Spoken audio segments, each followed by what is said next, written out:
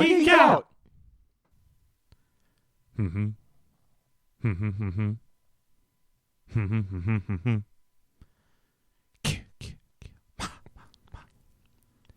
A year has passed since Jason was drowned yet again. 2 high schoolers accidentally resurrect him when the electrical cables powering Camp Crystal Lake is severed. He then returns to his killer rampage, stowing away on a cruise ship filled with graduating teens headed to New York City. Can the Big Apple survive his reign of terror? So yes, welcome once again to another exciting episode of The Long Night at Camp Blood. Today we are talking about Friday the 13th, Part 8, Jason Takes Manhattan, arguably the final film of the proper, classic, if you will, series. And today I am joined by my good friend, Mickey DeVito. Thank you very much for having me. Yeah. So, Mick, real quick, let's just go over how do we know each other? It all started in theater. Yeah. High school theater. Yeah, I believe your freshman year. It was my freshman year, and it was your last year, right? Yeah. Yeah. Mm-hmm. One good year of friendship. Yeah. Yeah. And well, it took. We had met before because we have briefly. Yeah, Marie. We have a mutual friend in our friend Marie, who I recently ran into randomly. Did you? Because she doesn't live around here anymore, does she? I think she still lives in Northern Virginia, but she's not in this area. Yeah. But yeah, she's married and has kids now. She has a lot of them, I think. Yeah. Yeah. Multiple. Yeah. Yeah. But yeah, she's still the same bubbly personality though, so that's fun. Yeah. To a fault almost. Yeah. Yeah.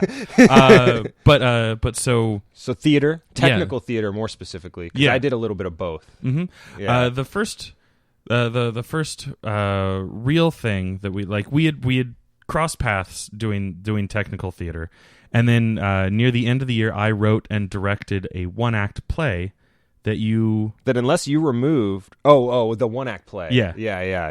That I did. Yeah. Oh wait, no, were you in? Now I'm. No, that's right. You were in someone else's. It was kind of a confusing. That was a confusing year for 1-acts because a couple of the 1-acts ended up never getting shown. Yeah. There was a lot of things. Yeah. I was. So you wanted to cast me. Yeah, I really wanted you, and Lauren Princey stole me. And then her show ended up not going on at all because the actual lead just decided he didn't feel like doing it. And but it was an interesting thing, and you might not even know this, but because I wasn't able to get you, it was almost like a football trade type thing. I was like, all right, fine. If I can't have Mickey, then I need to have both Spencer Mann and what was his I think it was Brandon or it was a B name, but it was oddly enough it was 2 jocks who randomly decided to act that year, and they were like, you can't have both of them, and I was like, Brian Gleason. Yes, he was an acting jock. I remember him. Yeah, yes. he dabbled in acting and then talked Spencer into doing it, and they were both surprisingly really fucking good. He was very good, and Brian actually, Gleason was great. He ended up being in another 1-act with me another year after that, and he actually. The baseball coach tried to make him choose between being in theater or being on the team, and he chose theater. Ooh! Take that, sports. I remember that was drama in the drama. Yeah. That was a lot of drama. Yeah, but he was great. I mean, and I need to see if I can reconnect with him. He was a cool kid. Yeah, I think I still have some contact with him. He's a very successful adult. Yeah, he looks like an adult and has a home and stuff. And weird. I don't know what that's like. The closest thing he has a vacation home. I don't know. The closest thing to being a successful adult I have is this podcast, and I'm a guest on it. Yeah, that's right? the closest thing I have to being a successful adult is being the guest on a podcast. Yeah. But so we did a zombie movie. Yes, a couple years later. Unless you've removed it, it's still viewable on YouTube. Oh yes. Yes. A couple years later, we reunited, and you actually acted for me in Zombie Night Theater, which is still available on YouTube. With a couple. Get friends it while of mine. it's hot. Yeah. Actually, 10-year anniversary of when we filmed it. You're right. We filmed it in 2007. Weird. It is now currently 2017. Man. Although it took me a year to edit it. Because I had no idea what I was doing. Like, I had some idea of how to film a movie, but I had no idea how to edit a movie. Which is the case with a lot of indie filmmakers, I think. The first movie you edit is the movie where you learn how to edit. Yeah. But I still, to this day, like, people see it and they're like, oh, wow, this is the first time you ever tried, like, actually making It's not half bad. Yeah, no. Really? I submitted it to, like, not really a festival, but, like, like an indie, like, kind of festival kind of thing. And a lot of people were like, that was one of the best ones that we saw. And like, I just kind of did it on a whim because I was working at the movie theater that they were showing the movies at. And I was like, hey, if you have like an extra half-hour slot, I got this. And I remember thinking when I watched the final bit of it, and then we'll get back to the real movie that we're talking about. I remember thinking there were a lot of continuity errors, right? Yes. But so much so that it felt like it was on purpose. Yeah. So it came off as kind of like an intended camp, and it worked. Yeah. In its favor, really. Yeah. Yeah. My one of my favorite aspects of it was that Adam Walmark, one of the actors, is killed about 5 times in the movie, and it's clearly him being over killed and over, like 5 times. Like, each time he's like playing a different character. Like, basically it's just it's still him, but he's like wearing a different shirt. Yeah. but he's a zombie that you clock him on his head, right? And he goes down. And then fucking one of them, I think maybe the last time he's killed is the kill in the street where you're driving along and you stop and you get out of the car. Get back in the car. And he goes down too early. Right. And then sits up. Yeah, and then as you're walking back to the car, he perks his head up and looks directly at the camera. Yeah, that was good. I think I can't remember if it's in the final edit, the one that's currently up on YouTube, but at one point I did try to take a still frame of his head laying down and like mask it over his head, Photoshop it in, I remember the first time I did it, I had no idea what I was doing, and I had very little understanding of how to like properly keyframe something, so like it looked even worse because it was kind of like wiggling around trying to match the camera movement because the camera was like handheld. So right. Most of the movie is handheld camera. Well, and I remember working with him specifically because if I remember correctly, he was like one of those people where we kind of needed him because we didn't have enough bodies to shoot with, but we didn't actually want him. Yeah. Yes. He was very troublesome in terms of he could not do the same thing twice in a row. Yeah, and even like he and I are still friends because we were kind of you could be friends and not want to film something with someone. Yeah, like and he and I were just talking about it like 2 weeks ago, and he was like, "Man, I was a piece of shit on that," and I was like, "Yeah, you were. But good times. If you are so inclined, you want to watch a 30-minute zombie movie based in a movie theater. I like to call it a mesh between Shaun of the Dead and Clerks, with a touch of Temple of Doom thrown in. Yeah. yeah. Then check it out, and you can see what Mickey looked like before he decided to look like Daniel Bryant from the WWE.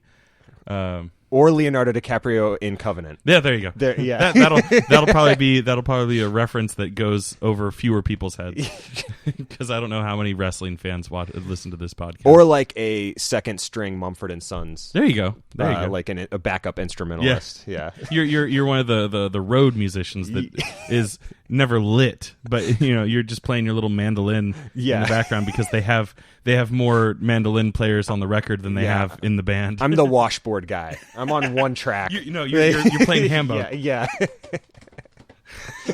Anyway, so Friday the 13th. Jason Takes Manhattan. Yes, and this was, I told you before we started watching the viewing, this was the first time I've ever really sat down and watched it front to finish. Yeah. And this is probably only the second or third time that I have actually watched it, which is funny because it's also probably the one that I like. It's probably the last one that I saw for the first time, if you know what I mean. Mm-hmm. Because I hadn't seen it until I moved to New York a couple years ago, and I was like, I'm going to watch a horror movie that's set in Manhattan. Just kidding. Joke's on me. Yeah. I'm assuming that everyone has seen the movie before listening to this podcast. The movie barely is set in New York City.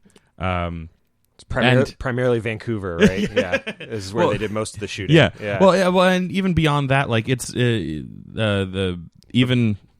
just the storyline, like, you know, in universe, it's only in Manhattan for the last like 15 minutes of the movie. Yeah. And it's a long movie in comparison to the others. The longest, I think. Yeah. Or one, if not the longest, so far, one of the longest. So far, it is the longest. Let's right off the bat, let's get through some of these production notes. Release date, July 28th, 1989. One of the first ones in a long while, because they didn't start out doing Friday the 13th releases, but they have been doing it for the last several. So like this is the first one in like the last like 4 or 5 that wasn't on the 13th. But just over a year after the last release, and this is the final Friday the 13th released by Paramount Studios, which is why I said that it's the last of the quote-unquote classic Friday the 13th. Shortly after, or sometime after, I don't know if it was shortly after, but sometime after this movie came out, Paramount Studios, for whatever reason, and I'll probably get into it more in the next episode since it's the first one post Paramount Studios, but for whatever reason, Paramount Studios decided to sell off Friday the 13th and probably a couple others. They were probably just, shedding some dead weight. And it was subsequently bought by New Line Cinema, which is why we finally got Freddy vs. Jason. But we'll talk about that in the Freddy vs. Jason episode. So the runtime of this one, as we mentioned, it's a pretty long one. It's 100 minutes long, which is the first time that any of these movies have dipped into the triple digits on the minute length. Literally the least amount. Because it's straight up 100 instead of 110 or anything like that. But that is 12 minutes longer than the previous installment, and for the most part, all the previous movies have been like between 80 and 90 minutes, give or take a minute here and there. And that extra 12 minutes is basically just the Times Square pan. They spend panning shot of Times Square. They spend like 10 minutes just going, "Hey, look, guys. Times Square. We swear it's New York. It's totally New York, guys. It's not Vancouver. Look, there's a Sbarro's." Yeah. Yeah, exactly. Hey, look, Coca-Cola ad. It's Diet Coke in this one. Right, yeah. I did notice that. This one was written and directed by Rob Hedden. I believe it's the first time I've seen his name in the series. He was a new director, yeah. Yeah. And then, I read on a little factoid that this is his first actual big-time feature film for both writing and directing. And then produced by Randy Cheveldave. Cheveldave? That's what it looks like. That's what I'm saying. As we mentioned before, it was filmed primarily in Vancouver, and then there's a couple shots that apparently were done in L.A., and then Times Square. They went to Times Square to shoot a couple scenes, if even you could call them scenes. Which Kane Hodder always referred to as his favorite scene that he ever shot, just because of the fans that were standing on the sidelines watching, and they were giving good reactions, and he would occasionally just look over menacingly, and scare. They'd all scream and then laugh and cheer. Yeah, kill us. It's okay because it's fake. Yeah, right. Yeah, right. And then so they did up the budget a little bit on this one. It's actually $2.2 million more than the previous installment at an even $5 million. Unfortunately, though, that did not help as it raked in almost $5 fewer million in returns, coming in at $14.3 million from its total run in theaters. Which ultimately was really the reason why I think they called it quits and gave it to New Line. Yeah, I'm pretty sure this is more or less the lowest that it gets for the Paramount Studios, which is insane because if you think of the first Friday the 13th, how low budget it was, you'd think that you would get higher returns, But they tried to beat the horse too long after it died. Yeah, and I think too many thematic reboots. Yeah.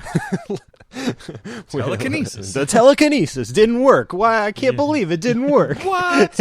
It was such a popular trope. Yeah, and as you were saying, like it's even more surprising that it didn't return that much, because it had an insane marketing campaign, right? It had really the most successful marketing campaign, and in fact, a lot of the things that they did marketing wise, they ended up having to pull back on some of them. Like they had the "I Love New York" posters with him bursting through, and New York Office of Tourism did not like no. that. You can't. No one wants to come to New York for being killed. Yeah, And then Kane Hodder went on the Arsenio Hall show as Jason Voorhees. Never spoke, stating character the entire time.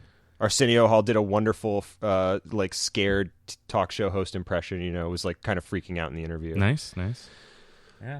But it's funny because this film is mostly regarded with Seven as being like one of the worst entries. Yeah. Typically, and production note wise, it's really one of the most interesting entries because it changed so drastically on paper, even from what it was supposed to be originally to what the ultimate product, to what they planned on changing it to, and then to the ultimate product, which was still yet different from what they even planned on in the rewrite. And they had originally planned on making it a direct sequel, sort of round 2 Jason versus Carrie of the Tina Shepard character from New Blood. And then that actress, along with the actor that worked with her in that film and the director, each had a version of a script that they each wrote for the sequel. Oh. And the Tina Shepard's script was going to have it be her a little bit older, kind of doing a New Blood thing where it's like a halfway home for mentally troubled kids and she's helping them on the lake. And then the actor, who she notoriously didn't get along with during filming, had a version where it wrote that she actually died at the end of the movie and the whole thing was like a dream sequence and it was going to be a complete reboot, but his character was still going to be in it. Oh. So he was trying to like cut her out of the film, basically. And so, but they both asked for more money, and which was something that actors had done previously to purposefully get fired, but they really wanted to keep going, and it spelled doom for them. And then they didn't want to hang on to the same director, losing the 2 stars. Right. So they just kind of went back to the drawing board, square one. And then they decided that they didn't jump a big enough shark in the previous one. Let's take the boy out of Crystal Lake, but not Crystal Lake out of the boy. And apparently how that was pitched in the writing room was that he only said, can we take him out of Crystal Lake, maybe to a city? And one of the executive producers was like, boom, Manhattan. And the writer was like, that's not really what I was thinking. But when a producer says New York, or when they get really gung-ho about an idea, you're like, yep, totally. And so it was decided it had to be Jason Takes Manhattan. Now, had the Muppets Take Manhattan come out already? Because that's I don't know. I like that they both like took Manhattan. That is one of my favorite Charles Grodin movies. Like the actor, what is he from Beethoven? It was like the villain in that movie. Yes. I'm going to quickly look up Muppets Take Manhattan. Fill time. Now, since we're talking about movies that came out during this period, a particularly interesting thing was that year, '89, was you can see in the background of the Times Square shot the advertising for Batman. So Batman with Michael Keaton was coming out that year. So was Ghostbusters 2. That was kind of a big year. And then that's also the only year that all 3 major horror franchises, Friday the 13th, Halloween, and Nightmare on Elm Street. Thank you. I keep thinking Freddy, and I know that's not the name of the movies. They all released a film that year. It's the only year all 3 of them had a release. 1984 is when the Muppets Take Manhattan. Oh, so it was. So Jason ripped off. They totally ripped it off. Obviously. But yeah. So any astute fan of the Geek Out franchise knows that '89 is the pinnacle year for movies. Like it is decided that is the best year for movies. You also get Back to the Future Part 2. Oh yeah, classic. Yeah, there's a whole string of movies. A few. I think there was an Indiana Jones that year. Yeah, I think that's Last Crusade. Right? Yeah. So that was a lot of good movies. Yeah. No. So yeah, great year for movies. But they went back to the drawing board production-wise and came up with the Manhattan idea. Mm-hmm. And then the original idea was we'll do 1/3 of the movie on the boat to get there and 2/3 in New York City. That would have been great. And then they were like, oh, wait, but remember how much money we have? Yeah. or more specifically, how much money we don't have. Right. And so they had decided to reverse the ratio and do 2/3 on a boat, 1/3 in New York, and then even then they had planned shots for a scene in Madison Square Garden, a chase scene through a backstage of a Broadway play, a climax on top of the Statue of Liberty. The Statue of Liberty, and they basically just had to cut all of that and shoot in Vancouver. Yeah, limiting it to the only on location being literally in Times Square, and it's basically just a crane shot, and then the punks listening to their music. Yeah, and that crane shot, I don't remember how much it was, but I think it was a significant portion of the budget went to just that crane shot. I'm sure cranes aren't cheap, and just like living in New York, you almost have to pay a toll just to walk through Times Square. So right? Serious, yeah. Well, and it's funny because then they use so much of the budget on that, and then they had all sorts of problems with the production. I mean, like we said, it's kind of amazing the movie even ended up getting made because when you realize they were planning on a sequel to Part 7, and then they totally went back to the drawing board, and then they had to sort of rewrite that halfway through because they knew they couldn't film in New York enough. And then they had a snafu with the boats where they had a boat that worked for all of the types of shots that they needed. And it either changed hands with owners or something happened. They couldn't use it anymore. I can't remember what it was. And they ended up having to replace the one boat with 3 separate boats, a dry docked boat for static scenes on the water, a boat that just had cool interiors for some of the interior shots, and a practical boat that actually moved through the water. And the practical boat, because they had to shoot in Canadian waters, but it was a U.S. boat, they couldn't technically have the reason for the boat being there that they were filming. That was illegal. They had to use a Canadian boat if they wanted to do that. So they had to put bags of potatoes on the boat. And the legal reason for the boat being in Canada was exporting potatoes from America. That's wonderful. So that was like the contractual, like legal mumbo jumbo they had to work around to make the boat scenes happen. Nice. And I will say the static shots that you were talking about, where they're just like shooting a scene inside the boat, and they're just supposed to pretend that it's on the water. I will say, as kind of like cheesy and original series Star Trek-y as it was, I really liked how they had like the camera just kind of like wiggling around to be like, oh yeah, the waves are totally, yeah. I was like, I dig this. It's a nice cute touch. Well, in the whole movie, we were both commenting that regardless of the actual script or narrative of the film, really, lighting-wise and shot-wise, sort of photography direction is really pretty good. No, hats off to the photography crew. Everyone, the cinematographer, the cameraman, the lighting guys, the best boy, all and those guys. The colors. Yeah. Oh, the colors, Duke. The colors.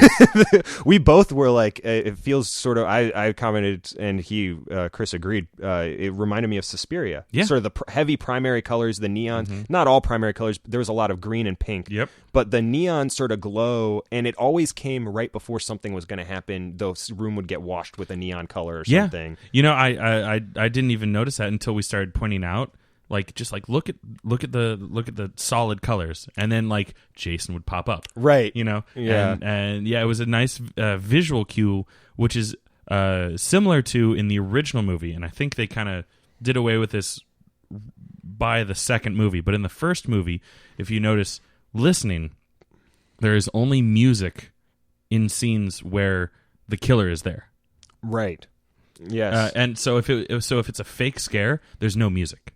Well, and that was one thing that I noticed in the Friday the 13th overall in the series that I kind of appreciate about it, because it's something that's kind of lost on newer movies, is the use of score. Yeah. It's not really a big thing. Score isn't as big as it used to be. At this point... Especially in horror films. It's very like rock, song, pop culture, radio music now. Yeah, which is a shame, because that the series does fall victim to that by Freddy vs. Jason. but yeah, there's always been a good soundtrack to these movies, and like modern day movies. If it's not just like like just here's all the rock bands that wanted to be part of the soundtrack, it'll be just dun dun. Right, it's the Michael Bay scoring. Yeah. The just sort of the drumming up, like it doesn't. You don't get. And it was funny because the score changes pretty drastically from film to film, and we were saying before we started recording, it would be this film franchise would almost make a good sort of cross section or case study of like how style evolved through the 80s. Yeah. Because the early 80s films, the really early 80s films, feel very much like the 70s, and the late ones has elements of the 80s, very obvious, but also some super 90s fashion sense going on. Well, as we talked about, this movie does take place in the future. That's right, and we'll get into that in a little bit. But so let's kind of do like a rundown of what happens in the movie. Yes. Let's. So a cute thing. So this is the first, or at least one of the first in the franchise that does not start with a cold open. You know, it starts with a title sequence. It does the voiceover again, which the last movie was the first one to like have like a trailer, like ominous, the Mr. God Movie voice. phone. Yeah, exactly.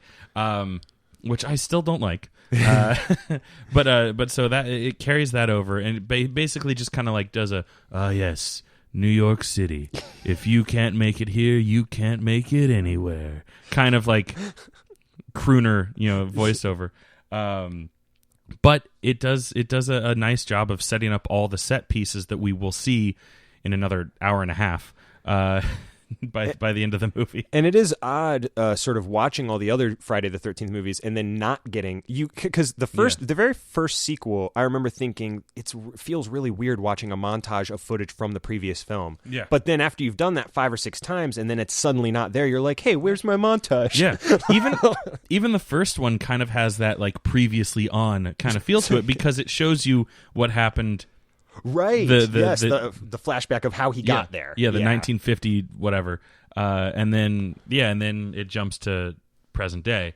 But yeah, so this one is just like, hey, look, it's New York. New York. And then it cuts to Crystal Lake, 2 kids getting it on, surprise, in a boat. Mm-hmm. That's new.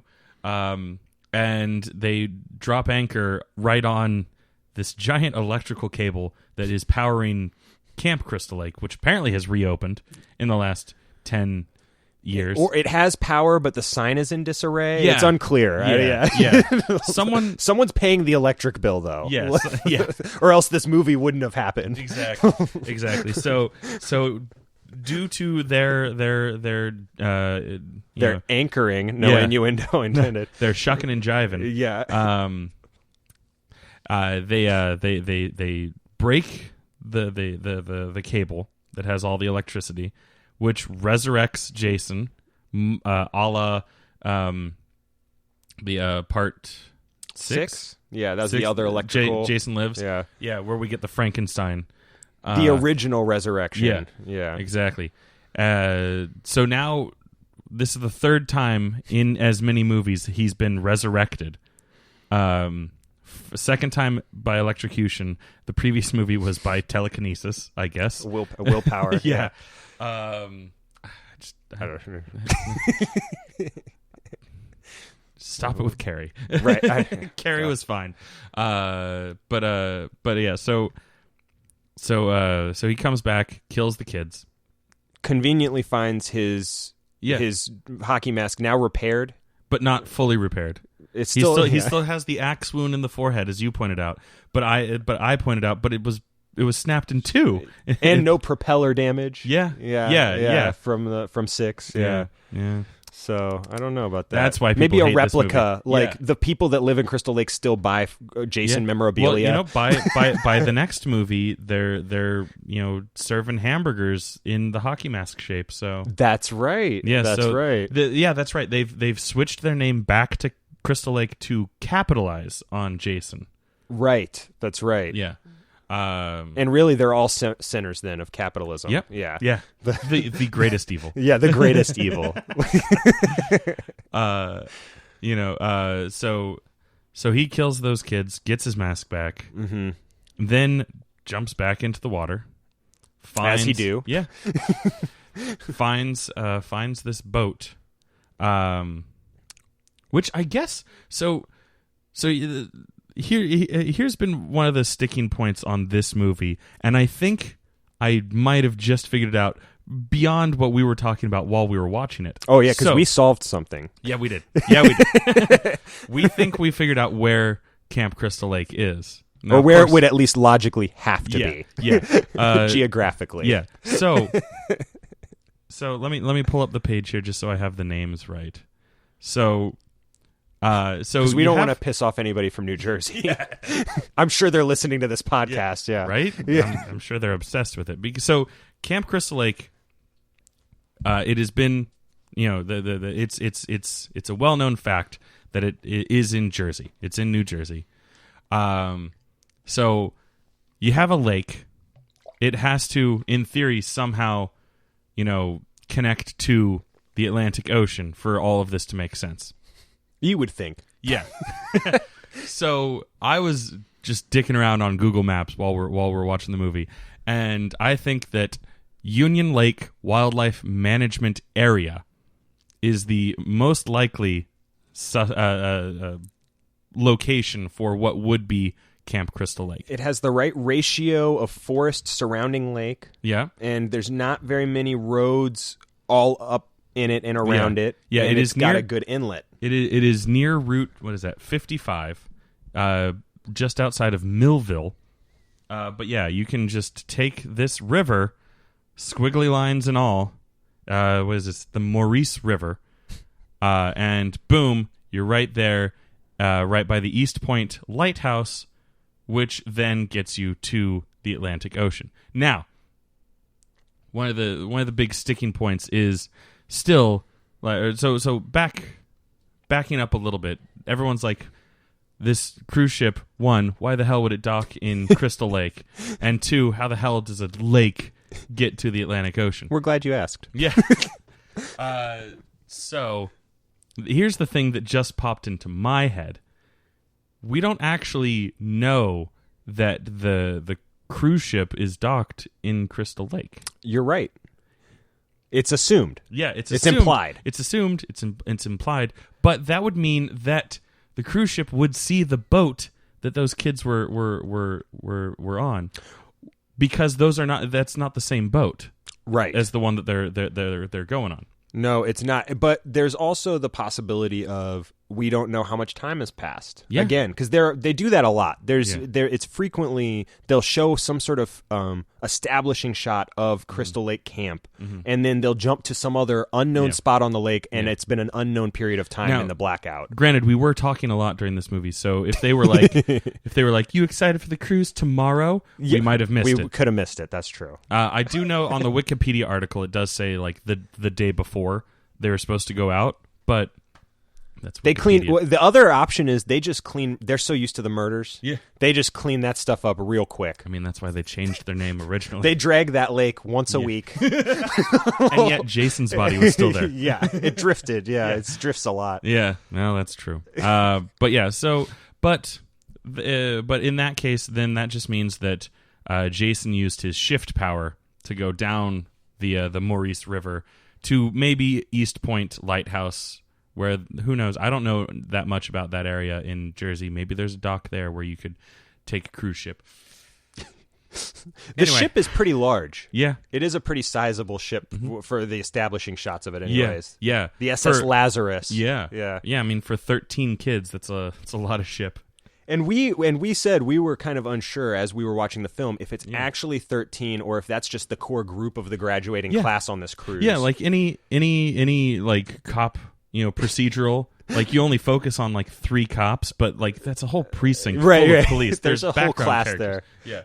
Yeah. Or there's a night shift, which begs the question later in the film when that ship sort of is insinuated to have been sunk. Yeah. Did everyone die in that graduating class? Yeah.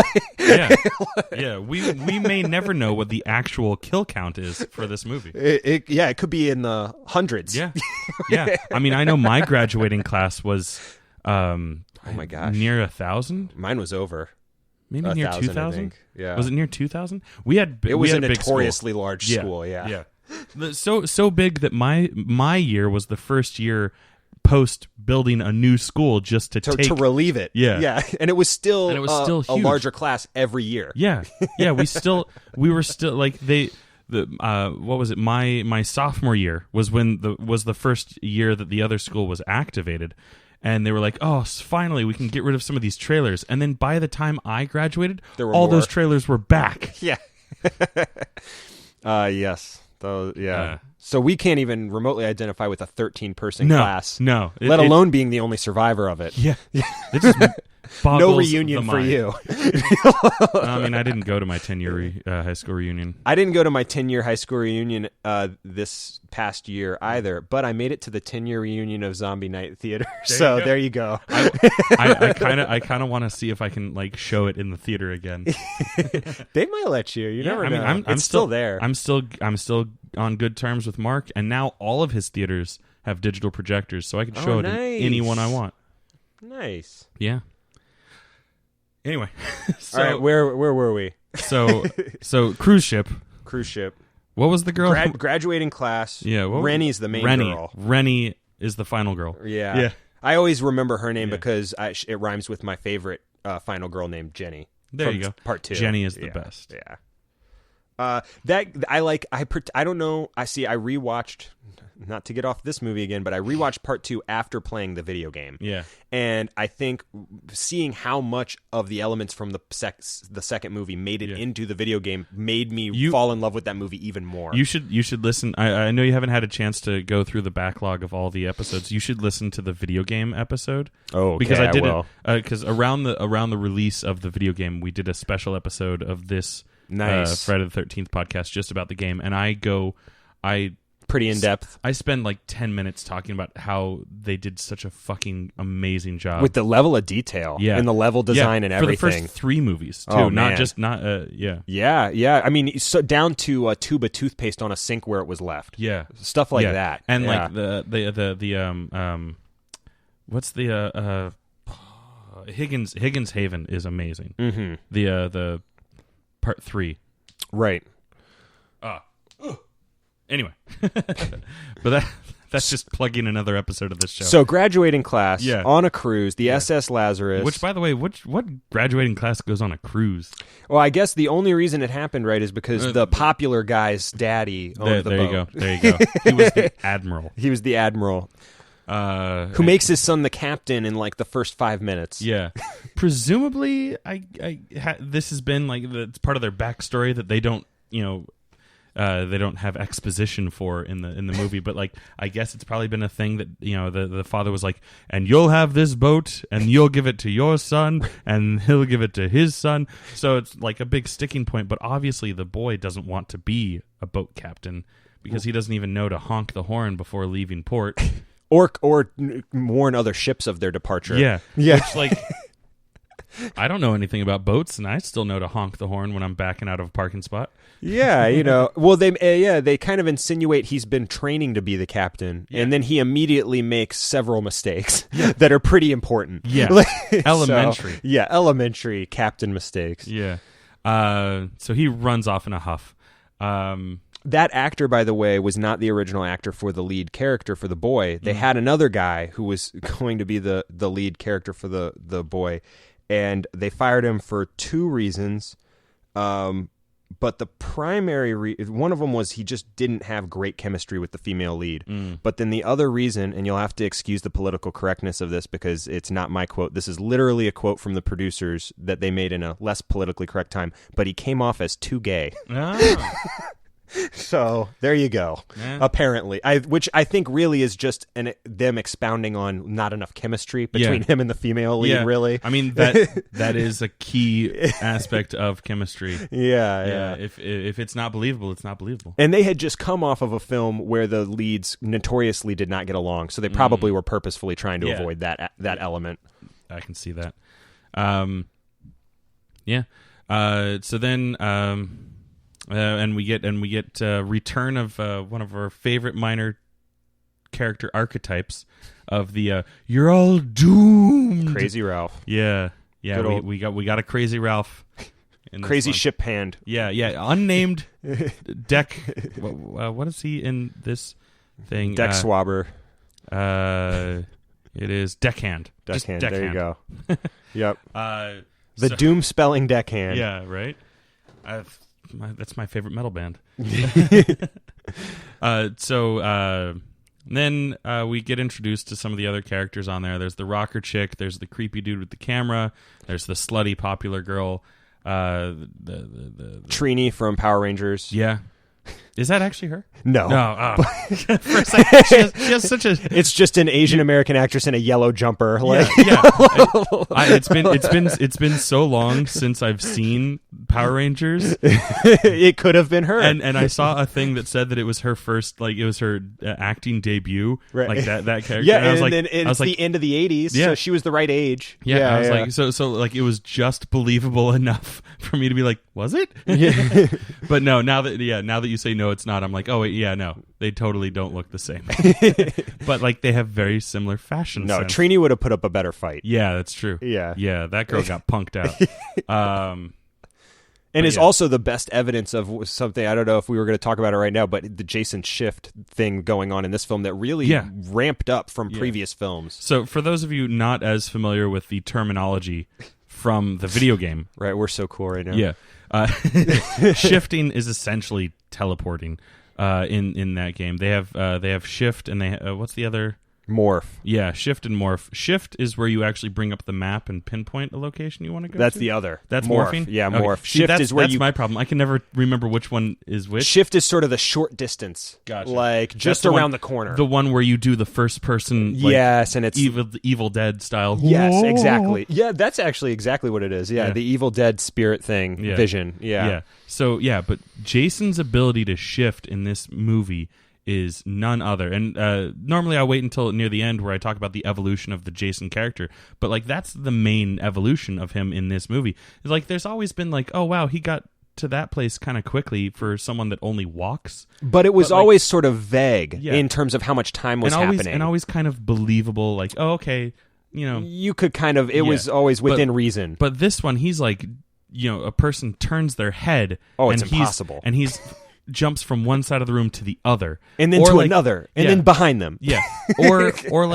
when what's his name gets thrown out of that building, he's chasing him down an alley, right? And then he goes into a separate building. Yeah. And suddenly he's getting thrown out of the second story window by Jason. Yeah, which I don't even believe he has enough time to go get up to the second story window. Right. Well, and again, let alone be caught and thrown. Right. And oddly enough, does he survive the getting thrown through the window? Yeah, because most people don't survive getting thrown through a window by Jason. No. There have been at least 2 times where that's the way the person was killed. And no, that was if I remember correctly, that was what's his name, the biology teacher, right? McGulloch or whatever. Biology teacher who gets thrown into the vat of toxic waste, which is just sitting around in alleyways in New York City. Yeah, and if anybody knows anything about Vancouver, they know it's very clean, and that would never happen. Yeah. But yeah, so we're introduced to all those characters. And the very first death, you want to go into the deaths right away? The very first death, which I think is, even though a lot of the fashion sense screams 90s in this movie, the very first death screams 80s. Oh, yeah. Because the end of the 80s. Because it's a flying V. The girl gets axed by a flying V. The rocker chick doing her sort of smoky boiler engine room rock video antics, music too loud. Her only sin really being that she loves rock and roll. Yeah. The devil's music. The devil's music. Yeah. And that was enough, apparently. Yeah. For this film's inner logic, Yeah. If it's too loud, kill her. And it's not turn it down. The first and best. You're the creator of this joke when we were watching the film earlier, but I'm going to steal it right now. The first and best axe kill. Yeah. For those of you who aren't sure what we're talking about, he hits her right on he brains her with an electric guitar. Yeah. Yeah. And it's pretty metal. It is the most metal. But so then we are treated to an hour-long trip on a boat. Which actually, I will say, just to hop back, I was actually surprised that 20 minutes had already passed by the time that JJ is her character's name is killed, because it didn't feel like 20 minutes. No, and the first half hour was very well paced. It goes by pretty quick, and honestly, we both sort of agreed by the end of the viewing that honestly, if it was called anything other than Jason Takes Manhattan, I really wouldn't take hardly any issue with the film. Yeah, because the main problem is you feel like you got gypped on the New York shots. Yeah, if it had been Jason on the High Seas. Yeah. Oh, like, no problem. I probably would have been like, why aren't there pirates? But like, at least it would have been a more apt name. Yeah. It would have. And I think if people hadn't felt gypped, a lot of the things when you hear people get upset about that movie, the main thing they always jump to is, well, how much of the movie is in New York? It's all on the boat. Yeah. But if you take that out of it and you're just saying, oh, this is a movie about Jason on the boat, the lighting's great. Yeah. The kills are all pretty good. Mm-hmm. It's a little bit less censored than the previous film, which was my main problem with the previous film, was the censorship of it. Yeah. You only got half kills. And they do a relatively good job of introducing you to the characters, and they're sort of the same tropes you've seen time and time again, but they give them a little bit more backstory. Yeah. There's a little bit more relationship backstory going on with like the creepy videographer and the girl that maybe likes him and then he likes the other girl. Yeah. And, Yeah. No Volkswagen Beetle in this movie that I can remember. Oh man, love that car. Unless I just wasn't paying attention while they were like getting onto the boat, because that's like really the only place that you could have put one. Yeah, maybe somewhere in the background in New York. But like 9 out of every 10, Friday the 13th movies has a Volkswagen Beetle, and it's a reoccurring gag that I've noticed. Yes, well, and none of them again sort of blowing the second film, but that's like its moment in the spotlight where it's really a main character in that movie. Is the car that won't start, that won't let anyone escape. But yeah, so he starts making his way through them in the innards of the ship, and it starts kind of in the engine room, and then he kind of makes his way to the cabins. Yeah, kills the kid in the sauna with a sauna rock. Oh, yes, that was good. Yeah, that was a very inventive kill. Was. Another thing that Kane Hodder is great at, I mean, I'm sure it's also mostly the writers, but like Kane Hodder just was blessed with these very creative kills that like you wouldn't normally see. Like he kills someone with a guitar, right? Kills someone with a sauna rock. Yeah, and he does, and you guys talked about this in the previous episode a little bit, but his sort of physicality is just so good in terms of the slow and steady, and it's suspenseful and creepy, and then he'll suddenly get jerky or do a really quick violent motion, and then he'll be slow again. It's kind of hilarious. Like I'm now thinking back on it, like these movies, the 4 movies that he's in are oftentimes, referred to as like some of the worst ones. Like not so much Jason Goes to Hell. I feel like people celebrate Jason Goes to Hell a bit more than the other 3, but New Blood, Takes Manhattan, and X are always like touted as like the worst ones of the series, and yet they're the 4 that feature Kane Hodder, the best Jason, who is always called the best Jason. Well, and he almost wasn't in this one, because they didn't want the production. Again, going back to the production problems, producers originally didn't want Kane Hodder back because they knew they were going to have to shoot in Toronto, and they didn't want to have to deal with getting him a Canadian work visa. Mm-hmm. They had already hired another Jason, who then was fired, but he makes a cameo as the cook in the diner scene that gets thrown against the mirror. Unconfirmed kill, yes, and who is taller? The only person in the whole movie taller than Kane Hodder, bigger, just more jacked too. Like because Kane Hodder's wearing like padding and stuff like that, and this guy still looks bigger. Right, and he got gypped out of being Jason in this movie, but then years later finally gets his moment in the spotlight. He's the Jason in Freddy vs. Jason. Which fun fact. So the Jason before Kane Hodder. The restaurant owner? Was a restaurant owner, and then this guy plays a restaurant owner. Yeah, that's a fun little. That's the stuff. Yeah, that really makes this franchise. These are the reasons why I do a podcast like this, to discover the little, just fun, the intricacies. Yeah. So then, what's her name? The slutty girl tries to blackmail the teacher. Mr. Feeney. Yeah. mean Feeney. Sure. Meanie, if you will. Mr. Meanie. Yeah. Makes a he kind of gives in and then he gets angry. Yeah. Yeah. And then the creepy video guy films it. And commits his sin, which I guess you can say that's sort of indirectly, ultimately, how he deserves his fate: the blackmailing. Yep. He is in cahoots. For love. Yeah, for unrequited love, the worst kind. Yeah. And then we were treated to our shower scene, our obligatory shower scene, which apparently. What were you saying about the girl? Start with the final girl with her. So they hired her. So she's actually, her and Jenny, the actress that played Jenny, were the youngest people to ever play the final girl. And Rennie is the only one that was actually a teenager. Yeah. And they hired her because she was perfect for the part. They had written in the script a sex scene for her because they wanted this to be the first film where they kind of defy the trope of sex gets you killed. And they wanted done. Sort of do the red herring where you think, oh, she's had sex, now she can't make it. Yeah. And then she does make it. Yeah. Which was later done in Scream. Right. I probably done in other movies too, but Scream's the first one coming to my mind. Well, and Scream's really sort of... And they made a point to... Scream's whole theme was defying trope. Yeah. Well, paying homage or defying. Yeah. A little bit of both. Yeah. Acknowledging that it, quote unquote, is in the real world, so... The self-awareness.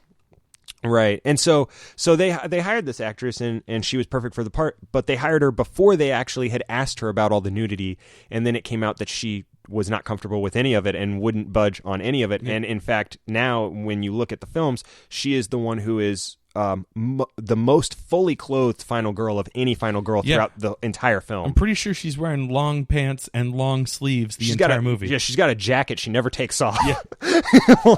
And that is not a euphemism. Yeah. Nope. Most of the final girls at least are wearing a short sleeve shirt or shorts. Yeah, I think Jenny has a jacket at one point, but she's at least got a V-neck shirt on or something. Yeah. So then because they couldn't get the main actress to do what they wanted her to do, they tried to get the actress that was playing sort of the slutty girl to do the nude scene, and she actually was also not comfortable with it, but was more comfortable than the actress playing Rennie, and so she wouldn't do a full frontal nudity or anything. No, there were no boobs allowed, which is why in part of the scene where she's getting attacked by Jason, you can see her making a screaming face, but she's definitely purposefully covering herself with a towel down below. Which, you know what, made for the scene to look a lot more realistic than they usually do when the girl's like, oh no, and like still and like flaunting her boobs. Them. Yeah. You would cover up. Yeah. You don't just immediately forget, that you're naked. Yeah, you're very aware you're going to die naked. Yeah.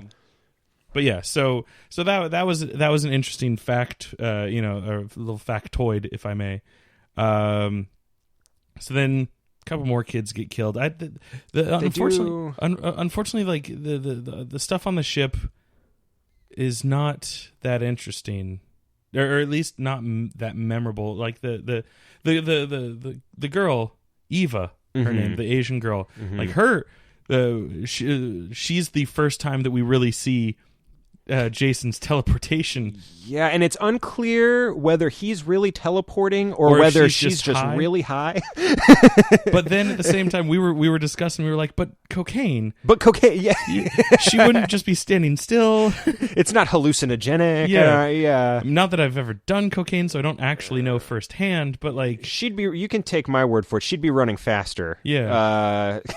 Than she would be more focused. Yeah. But yeah, so Jason's jumping back and forth to the different sides. You could also maybe say is it like a trick of the light, because she's spinning in the center of a room with a disco ball going and lights flashing directly in her face. So she might be getting turned around, but we're not seen her. He's actually walking a linear path. Yeah, and she's just panicking and high and like looking in all the wrong places, and suddenly he's somewhere else in the room. Much like how I look for love. Yeah, in all the wrong places. Oh. But yeah. So she has a good death too. It's the good a nice, clear, visibly clear asphyxiation death with the sort of leg shaking, going still thing. Which apparently that entire scene took 14 hours to do, and we were suspecting that seems like a lot. It does to me. We were suspecting that probably is like setup and breakdown, because that was a complex set. The only way it should take 14 hours, and you're not including like set building and breakdown in that, would be if it was like a Kubrick shot, where he's just doing 300 takes. Yeah, this actually has second place for having 290 takes. Yeah. It's like, I'm sorry, your eyes just aren't bulging enough. Yeah. Can we actually suffocate her? Is that okay? Yeah, and it's funny. I read a lot about the different stunts Kane Hodder does in this, and sort of the anecdotes around it. And we can get into some of those as we talk about the death scenes. But I've never read anything about whether he was actually holding her up or not somehow, like the rigging, or right. I wonder. I'm sure just for safety purposes, like, she had to be like standing on an apple box or something like that, just so she didn't actually choke. But I would totally believe that he's strong enough to hold her up like that. Yeah, because there's only one full body shot where she's being held up, and she is definitely holding onto his arms, doing the classic sort of stunt thing. If you've ever done stunt training, I've done that. I know we both have done that together. Yeah, yeah, and I've choked. I've choked a guy like that. Yeah. It was fun. Yeah. But yeah, I don't know. I'd be interested to know about that. I feel like he probably did, because he was a notorious sort of method actor when it came to the stunts. I know we're skipping ahead, but like, because you mentioned his method acting, like, you should talk about him vomiting. the water scene at the end of the movie. Yeah, a lot of people think it was special effects and that was an animatronic face or something. Like one of Savini's classic masks with the moving parts, but it's actually and the mask does have some animatronic aspects, but it is Kane Hodder under it, and it really is him puking up 3 pitchers of water he had downed, because he had this notorious or infamous ability to puke on cue, and he offered to they said there's a scene where you're supposed to vomit up a bunch of water, and he was like, "Oh, I can do that." It makes sense, because if you were paying attention last episode, that's half the reason why he got the role, was his ability, or was that he was not afraid to puke up like a mouthful of maggots. Right. Yeah. For that was for prison, right? Yes. Yeah. I should check out that movie now that I know that's what got him the role. Yeah. Because it sounds cool too. But yeah, so a couple more people die on the boat. Yep, you get the nice. Trini has a cool death, and then it's and then Eva, right? Eva, and then who was it after Saber-toothed tiger? Yeah, it's morphin' time.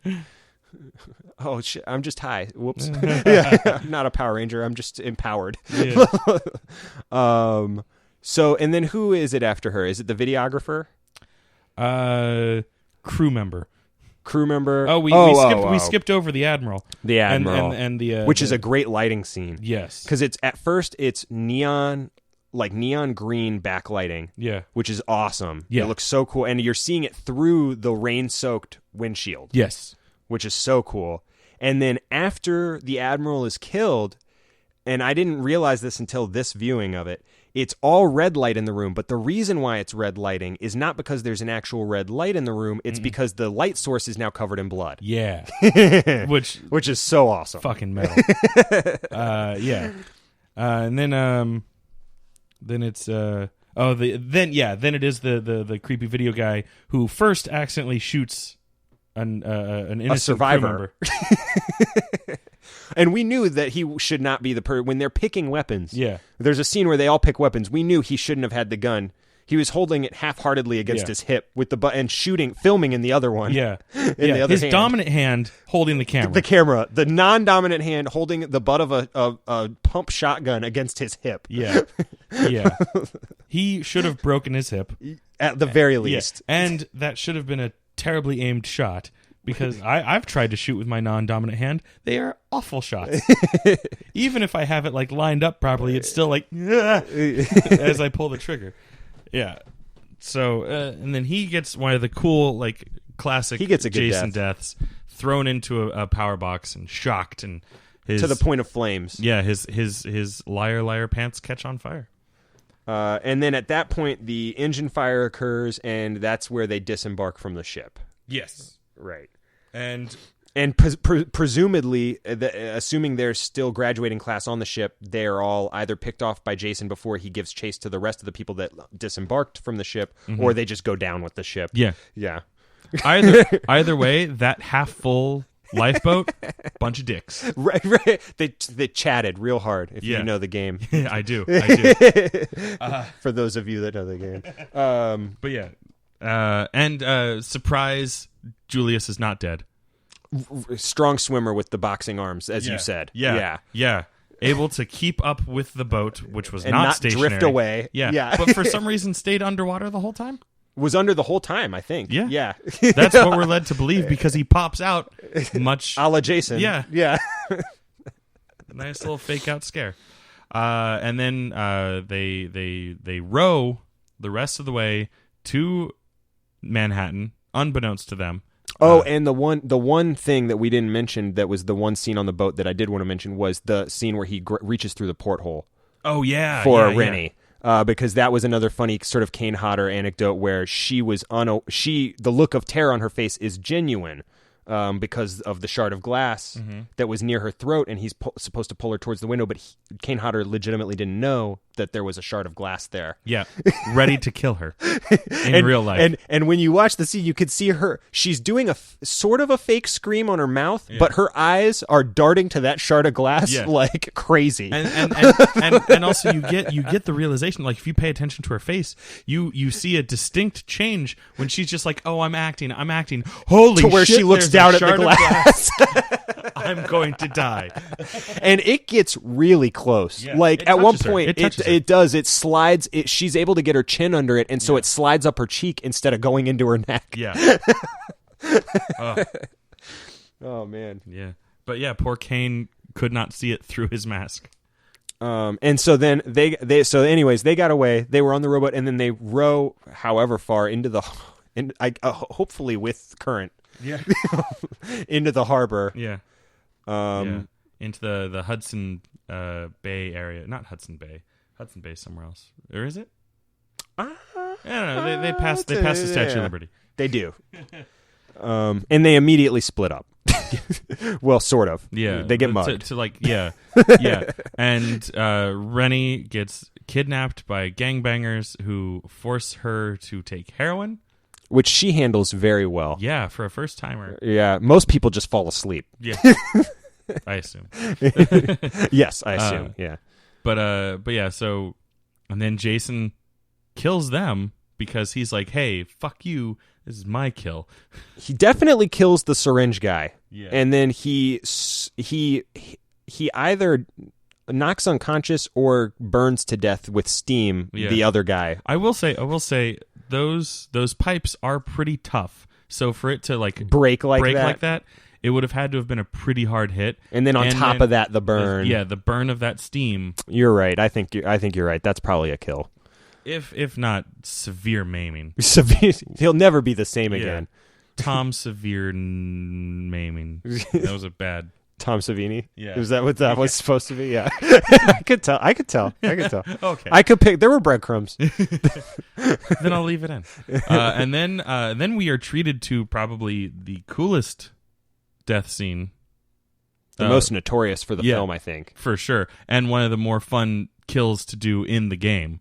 It is, and I pointed out to you. You said you hadn't experienced it, but on the console that I play the game on, it is the most popular kill in the game because it's the fastest cutscene, and so it makes it the easiest to immediately get back to killing other players. Yeah, but so you see it frequently. Yeah, so it's the Julius death scene where he leads Jason up to a rooftop. quick. Very obviously Toronto rooftop. Yeah. Yeah, because you can't. It's so cold. Yeah. These kids are graduating high school, which means it's June. Yeah, in New York. Yeah. New York, although it is pretty, it's pretty far north for like North America, it's still very warm in the summer.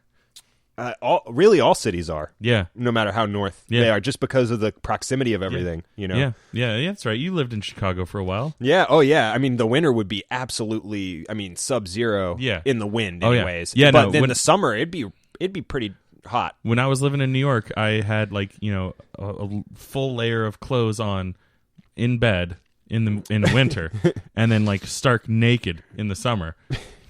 Right, just all day. And I remember my mom making a comment to me one time about how in the winter she's like, "Don't you guys have like furnaces and stuff?" And she's like, "Oh, well, maybe you wouldn't want to do that. Aren't all the buildings wood?" And I was like, "No, don't you remember they had that little fire? Like that pretty much got rid of all the wooden buildings in Chicago, Mom. They went to brick and stuff after that. After a cow brought down the entire city. Yeah. And then after that, all they had to worry about was H.H. Holmes. Man." That's a good reference. If you're from Chicago, you know who it is. Or if you've read Devil in the White City. I really want to read that. It's good. I'm just fascinated by H.H. Holmes. Oh, he's like, if you're into serial killers, he's easily one of the most interesting serial killers. One of the first confirmed serial killers of North America. And potentially has one of the highest kill counts because they only, they can only guess at how many people he killed. It was likely much a higher number. Yeah, I think he only confessed to 20 or something like that. Yeah, and they said it could have easily been hundreds. Yeah.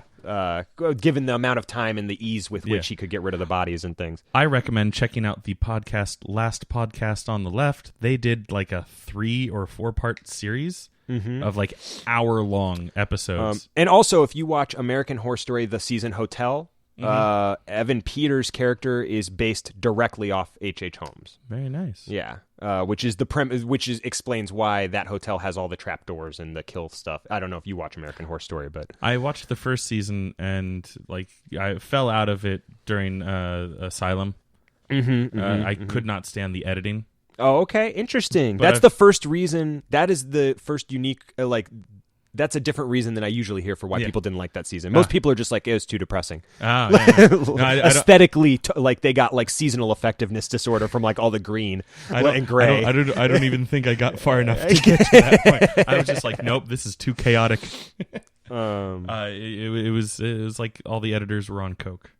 I like the visual style of that show in general, but the seasons, honestly, the genre changes from season to season. Sort of. You have things that are a little more like action, suspense. And I think the editing probably went well with the subject matter of an a mental institution. Very erratic, very chaotic. But I was just it's not for me. Right. But I might check out Hotel. Hotel looked interesting. That was the one with Lady Gaga, right? It is, and I would Lady say Gaga, that I would say that for me, it's kind of a turning point in the series. Just in terms of it's kind of the grandest of all of the seasons. You can tell it's the most cinematic. It feels like old Hollywood. The episodes are the longest, multiple episodes over an hour. So it's kind of slow at first getting into it, but once you get dedicated to the characters, it's got a really good payoff, high payoff in the end of the season, I would say. Anyways, Boxer, JJ. The cold, that was all it took for that tangent. We just mentioned cold weather. Yeah, right? and then cities. This movie's not even filmed in Chicago. Right? Yeah, it has nothing to do with Chicago. But I happen to know that you lived there for a little while. That's right. But yeah, so Julius gets his You brought up an interesting fact while we were watching it, that Julius is actually punching Kane Hodder. Right, not the facial shots, but the body shots at the end of the scene are all real punches. Kane Hodder was wearing quite a bit of padding, and also is just a large dude in general. And so he told him he felt that with all the padding in his costume and with him sort of being prepared for it and flexing, he felt comfortable letting the actor just go crazy. And so he told him to legitimately go all out, really punch me when it's the body shots. So that way you'll look really, truly winded. And he does. Yeah, no, he does. You can see the breath And it's like the cold sweat, like the sweat is freezing on him. Yeah. Like yeah. And then he's like, all right, what you got? Yeah, give me your best shot. And then Jason just winds up and knocks his block off. And it's the cleanest decapitation cut I've ever seen. Yeah.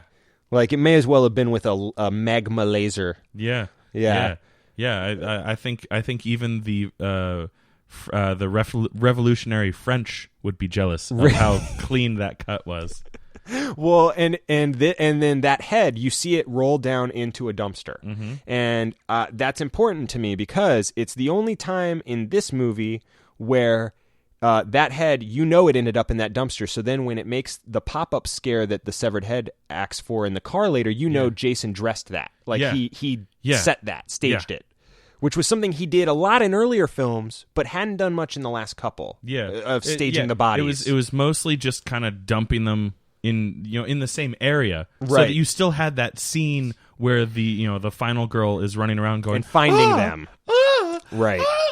But different from, say, like the final chapter where he's literally tied them to all the windows and doors, so that every time she runs to an exit she's faced with a dead body of a friend or something and has to turn around and run away. So it's a little more thought out. Yeah, I hadn't even thought of that. I just was like, oh, that's pretty cool that he like has that commitment to the like gotcha, right? because this is where I posited to you that I feel like Jason feeds on the fear, especially now that we're like kind of into the supernatural Jason. He's the zombie Jason now. Yeah. It's not the same as before. Exactly. So like he not only does he do things just to terrorize, but he's actually actively feeding on the fear that he is, causing these people. So therefore, if he can do something that's going to cause more fear than just, oh God, Jason's chasing after me, he'll do that so that he can be like, yeah. One, he does sort of have that. Kane Hodder has that sort of those heavy breaths where it does look like he's sort of soaking in the fear. That Darth around Vader him. breathing. Yes, the Darth Vader breath. Yeah. His posture is terrifying. Oh yeah, just the shoulders back. Yeah. Kane Hodder's so good. I would, if I could get Kane Hodder on this show, that'd be amazing. Man. I know you're a wrestling fan. Yes, I know and I know you're always excited to say that you're a wrestling fan. I am. It just occurred to me, and it's probably wrong, and you would probably know this. You'll probably tell me right now whether I'm right or wrong. But did he take that from Kane Hodder? Was that the inspiration for him? Because it's spelled with a K. Yeah, just like Kane. I think Hodder. I think the idea for Kane, the wrestler, is more of Cain and Abel, because he was introduced as the brother to the Undertaker, and like okay. Unfortunately, I don't know that much about like the naming of I just wonder because he kind of even looks like Kane Hodder. Like he had the same haircut. Mm-hmm. They're the same size. He's masked. He's sort of a mask killer. And he grabs people by the throat. That was like his move. Yeah, and at one point his mask was very reminiscent of a hockey mask. Yeah, so I wonder if he kind of took a little Jason in his I wouldn't be surprised. Costume character design.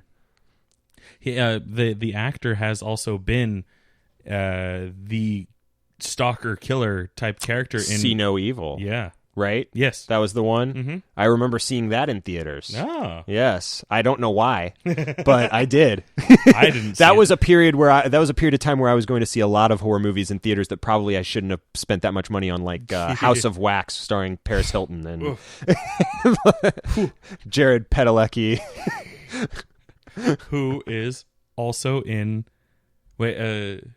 yes, he's also in the remake with Panabaker from Flash now. She's on the Flash series. Yeah. Another CW show where Jared Padalecki is in Supernatural. That's right. Yeah, the CW crew was all aboard that slasher flick for whatever reason. Yeah. I mean, I could see that opening scene being part of a CW show. Well, whenever I make connections like that on actors, I always wonder if when you see them in like the same TV channel later, I wonder if like they put in a good word for them. Like he's a CW alum. Yeah. So I wonder if when they were casting the Flash, he put her name forward because he had worked with her and liked her and knew she was a good actress. I usually think things like that too. All right, so then Rennie kills her English teacher by driving the car into a wall. Was that her English teacher? Is that who it was? Yeah, that's okay. I was. Remember, we were like, "Is that her mom?" I thought it was her mom. The majority of the film. Yeah, but then there's the backstory about her parents. Yeah, they do all the exposition in the denouement. Yeah, I don't know. I don't really know why. Yeah, but no, I in the Wikipedia article it says that character is the English teacher, whereas the dude is the biology teacher.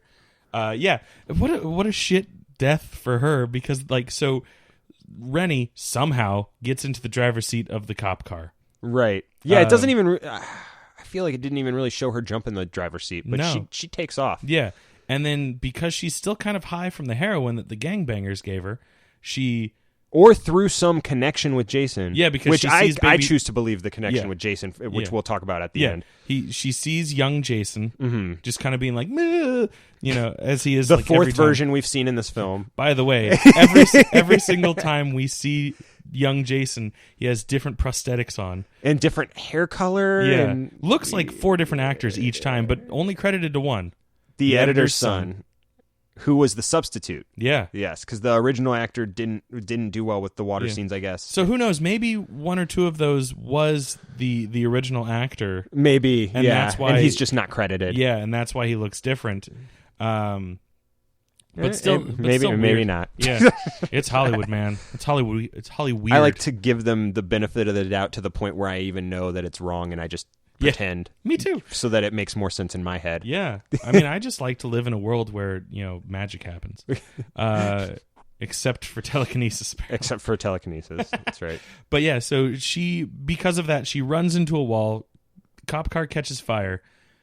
They escape. But no one grabs the English teacher. Yeah, no one grabs Mrs. Van Duven. Yes. Deucen. Van Deucen. And her name is sort of half-heartedly called out by the male Miss lead. Van Deucen. Okay, well, I guess we better leave. And then even though it's technically like the rising action now, we get the exposition. Yes. In a flashback in a puddle. Yeah. Where Rennie finds out, where Rennie remembers that the biology teacher, her uncle, was like, "You need to learn how to swim, little girl," because she's 8 at the time or whatever. And watch out for Jason. He's at the bottom of the lake, and he kills kids that don't know how to swim here, and just throws her into the water, a la John Wayne. Yeah, he turned Jason into like what sounds like one of those like Eastern European children's tales that you use to like warn children. Like turns Jason into the Krampus of swimming. Yeah. And then, unbeknownst to him, accidentally, depending on what you choose to believe is going on, either hallucinations or there's a genuine connection between her and Jason, connects them, sort of through her being another drowning kid that's being bullied. I would say that no matter what, it couldn't be young Jason, because arguably only around 10 years have passed since that traumatic event. And that was when Tommy was killing Jason. Oh, well, yeah. Well, I guess I mean not literally young, but like maybe his spirit that's trapped in the lake. Yeah, I the could innocence. Believe that. I could believe that. That's trapped down there. That is what keeps his body going. Yeah. If you want to really think about it that deep, which I do. The Hayden Christensen Force Ghost. The Obi-Wan. Yeah. Yeah. Just to give credence for Hayden Christensen being the Force Ghost at the end of Return of the Jedi, which I think is the terrible idea, but it would have made even more sense for it to be the young Anakin, or maybe I don't know. Before he lost any of his innocence, right? If you're gonna make that, if he's gonna be appearing to you through the good Force, you would presumably be the innocent aspect of his personality. Yeah. But then that just comes right back to full circle that it should be Sebastian Shaw, the guy that played his head in at the end, because he kills the Emperor. Anyway, this is not a Star Wars podcast. We'll go on. But yeah. So then, as we mentioned earlier, Mr. McCulloch is thrown through a window via Jason's ability to teleport, and then dunked into some toxic waste. Yep. And then they find their way into the sewers. We'll just bypass the subway scene because, well, except for like Quayton lives, which was a cute followed thing. by Jason lives in the next car. Yeah, on graffiti. Yeah, Quayton being a name of the band that the director was in high school, and then Jason lives. Yay, it's cute. On some graffiti. And then worthy of note only for the girl that he shoves out of the way on the subway car and the cook that he throws into the mirror are maybe the only two people he ever shoves or throws that he doesn't kill, not including survivors, final girls and things. Yeah.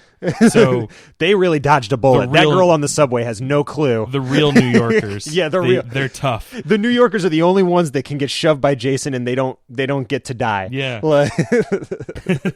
And then so then they make their way into the sewers, and for some reason, the sewers of New York are flooded with toxic waste every night. Every night at midnight. Yeah, that's a lot of toxic waste. That's a lot of time. This was during a period in horror movies, especially like low budget, like B horror movies, called like Goo Gore or Ooze. That was the name we thought sounded best. Yeah, Goo Gore or like Ooze movies. I think I've also heard it called, where just like a lot of movies. I think. Was it Creeps or something like that? Night of the Creeps, right? Possibly. That was definitely in the 80s. Yeah, but basically like this idea that like toxic waste, Toxic Avenger was part of this craze. Just toxic waste turns people into oozy, creepy things, like the guy at the end of RoboCop.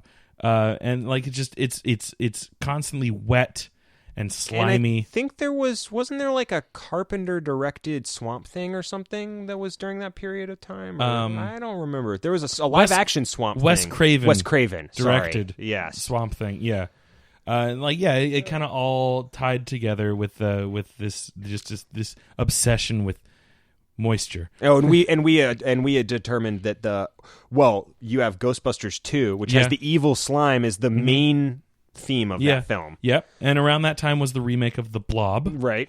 Yeah. Yep. The year before. A lot of movies obsessed with slime and Nickelodeon. I mean, come on.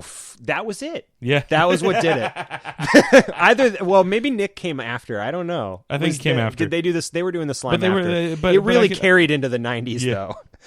Like it made its way onto the game show circuit. Yeah. That was it. Game over. 90s knew what they needed to do. Yep.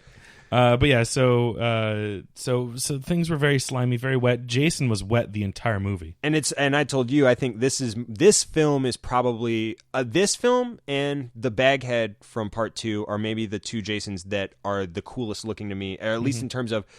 Part 2 Jason actually has a couple scenes where he legitimately scared me. Yeah.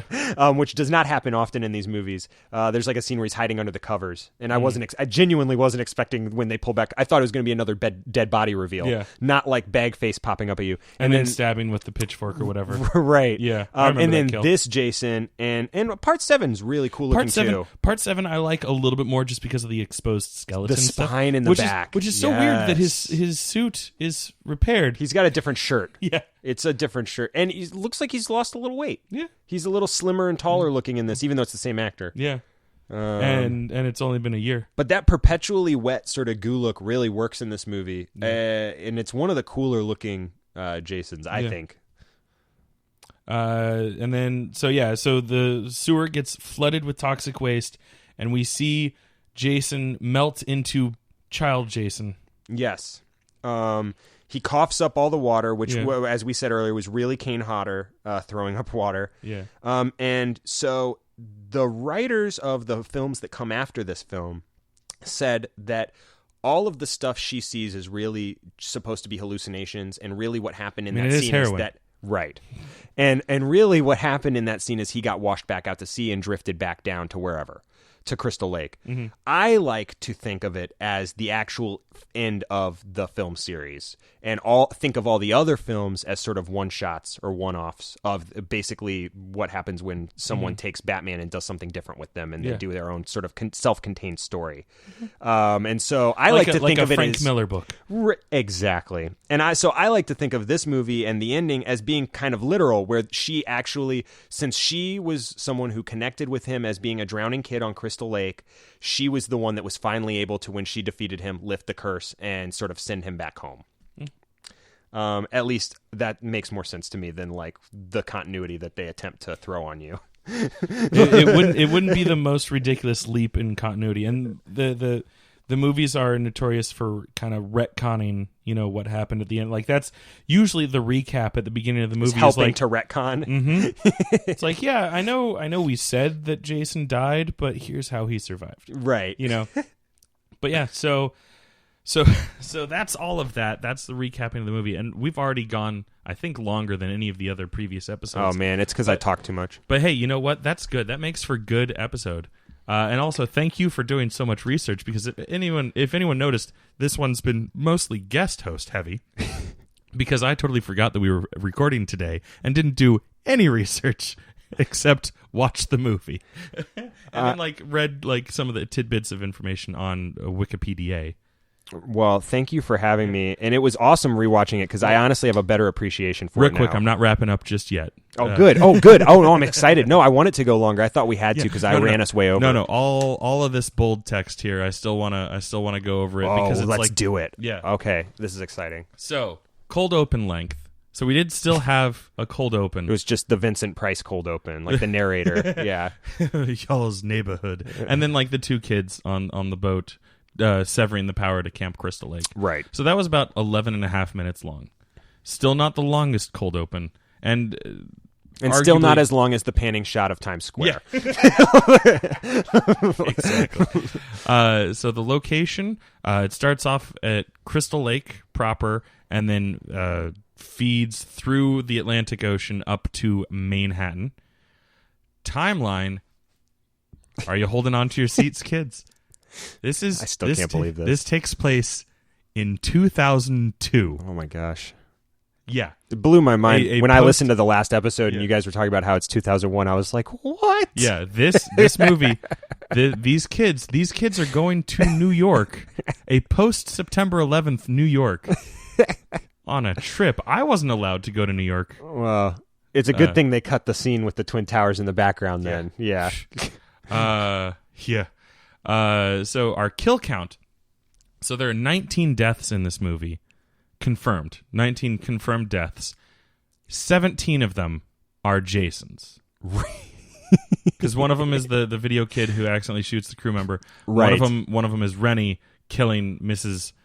The English teacher. Van Dosen. It would have been better if she was a driving instructor, but that's fine.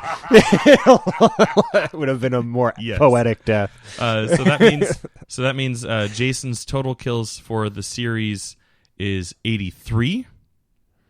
And then total overall death for the series, I almost did my math wrong here. I just realized, is 115. Because that's supposed to be total deaths, not just Jason's deaths. Assuming that it wasn't the rest of the graduating class sinking into that boat. Yeah, and then it triples the deaths. Excluding the potential deaths. Yeah. Best kill, in my opinion, was Julius, the head lopping. Is that? I'd say either that or the opening kill. Okay. With the guitar. JJ? Yeah, the guitar to the head. I would say the JJ decapitation is definitely like you guys were saying, the sleeping bag in the last movie. Mm-hmm. I think a lot of people remember the JJ decapitation more so than other things. Julius, yeah. JJ is the rocker. Right. Yeah. Julius, yeah. And then for me, the lamest kill, gangbanger number 2, who is the gentleman who's slammed into the steam pipe. Yeah. That or the Irish cop dragged into the alley. Yeah, off-screen kills usually get an automatic. Yeah, they're lame to you. Yeah, but I was like, I'm gonna go with one that was actually lame, because we're like, did he even really die? Yeah, and actually, if I'm gonna say best kill, I would say it's almost the girl at the very beginning of the movie where she's hiding in the little compartment in the boat. Because that was a really well shot kill. It was a well shot kill, and the helplessness of it, where there's really nowhere for her to go. It's not like she's not looking around; she's just already screwed. Yeah, yeah. So where would you say the killing, quote unquote, killing spree starts, because it's not necessarily. It's not a traditional Jason movie in sort of that sense. Really, it's kind of much like A New Beginning, where it's just kind of like a constant flow of kills. Yeah, because we were saying before we watched it, there's sort of two types of Jason movies. There's one where he kills a bunch of people, pretty much runs the gamut of the cast in the last 20 minutes. Mm-hmm. And then there's the version where he kind of kills them throughout the film, and the final girl doesn't realize she's the final girl until the last 20 minutes. Yeah. And it's kind of her running around discovering everyone dead already. Yeah. I would say that this was more the latter. Yeah. With a very light kill count during the third act. Like, once they get to Manhattan, it slows down. Only like 2 or 3 people are killed in Manhattan. But it's all the people you like the most. Yeah. That you actually care about, sort of. Yeah. That have had...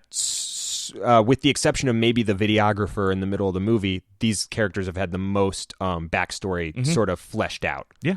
I would say the killing spree's kind of in the middle on the boat. Once he starts killing like the videographer, and they kind of have gotten weapons and are trying to defend themselves, he kills the admiral, the deckhand. Yeah. So that would be about 40 minutes into it is when the killing spree starts. And it probably still lasts about 20 minutes. Yeah, or half hour. They according to my numbers here, they get off the boat at about the 1 hour mark. So it's about 20-minute long killing spree. So it's still a 20-minute spree. It's just in the middle right instead of the end. Literally in the middle. All right.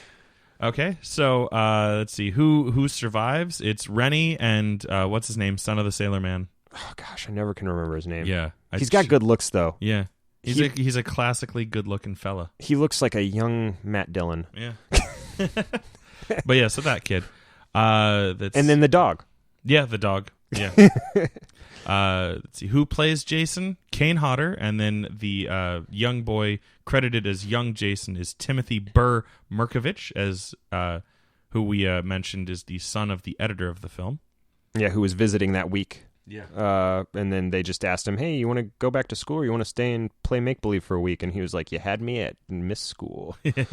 Evolution of Jason, as we mentioned, teleportation. Any other like big developments, character or costume wise? Well, even? I would say in terms of like how he goes about killing in this movie, even though he still has the same physicality that Kane Hodder had in the previous film, in terms of evolution of the character, it's kind of an interesting movie because he is a little bit like we were saying, teleports around more, but also brings a little bit of the staging of the bodies back, which he had kind of forgotten completely up until this point. He's more of a showman. A little more showmanship, and also a little sneakier, we were saying. He sneaks up on pretty much everybody in this movie, for the most part. Like, almost every single character, he's in the room with them before they even realize that he's anywhere near them. You know, the stealth. Yeah, the stealth, the stalking ability if you play the game. Yeah. I take that, yeah. Yeah, he's activated the 4th special ability for Jason. Yes. Okay, so weapons used. We got... Oh, man. This had a good amount. It did. A good variety. Spear gun, electric guitar, hot sauna rock, mirror shards, a harpoon, knife, bare hands. Bare hands, yeah, that was a good one.